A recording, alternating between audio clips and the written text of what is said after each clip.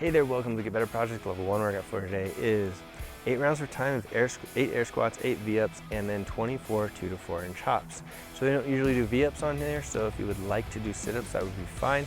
But it's good to mix it up and try something a little bit harder, and it's also good for you to jump into level 2 every now and again if you look at the workout and see that you can do it. 8 rounds is a lot of volume here, kind of. It looks like a lot of volume, but the repetitions are pretty low, so you should be able to methodically move through this one. And if you feel good on 5 through 8 rounds, you can increase the tempo if you would like to. But mostly a volume programmed workout to get in a bunch of reps and sets. If you have any questions, let me know. Coach and Fuji coming up next. Have fun. For air squats and any other squatting position that you're going to be doing, you're going to take your feet into a slightly wider than hip width stance, slightly externally rotated toes. You're going to initiate the movement by pushing the hips back, pushing the knees to the outside, dropping just below parallel, and then driving through your heels to get back up to the top. So you're going to be looking something like this, and from the side like this. And what you're going to try and avoid is having your back round as you get down to the bottom. So if you feel like your back is rounding, you're going to go down to the point where your back stays flat, and then if you feel it starts rounding, you're just going to go right back up. So you would just stop yourself in that position. The other thing you can do is push your knees to the outside in order to get yourself into a lower position with a flat back, and push your knees forward. So you start by initiating hips back, hips back, hips back, and then push the knees forward in order to drop yourself down into a lower position. That's totally natural and fine as long as you're pushing your knees to the outside towards your pinky toes.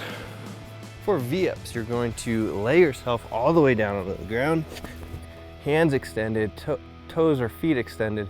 You're going to come up like a V, touching above your knees and then returning back down to the ground.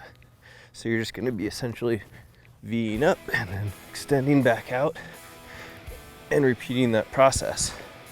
One thing I like to do is think about pushing my butt into the ground as I'm doing the V-up, rather than thinking about bringing my body together. For some reason, that seems to feel easier to me. For double unders or 2 to 4 inch hops, whether you're jumping twice over a jump rope or jumping 2 to 4 inch hops, the same position is going to apply, where you have your feet underneath you, a little bit narrower, but it's pretty similar to a running start position. Chest is going to be up, shoulders are going to be back, hands are going to be at your sides, and you're going to jump from your ankles or your calves, trying to avoid too much bounce in your knees. So you're going to be bouncing right here, trying to get 2 to 4 inches off of the ground. Whether you're spinning the jump rope or just tapping at your sides or just jumping, either way, it's going to be all the same, whether or not you're adding in those other things. You're just trying to keep the weight bouncing from your ankles and your calves and avoiding overbending at your knees, and that's going to make it easier for you. And if you have your chest and up and your shoulders back, it's going to be easier for you to bring air into your lungs, so the whole movement pattern and movement over time is going to be easier for you. That's the workout for today. If you have any questions, let me know. Log your scores and sugar, and we'll see you on the next workout.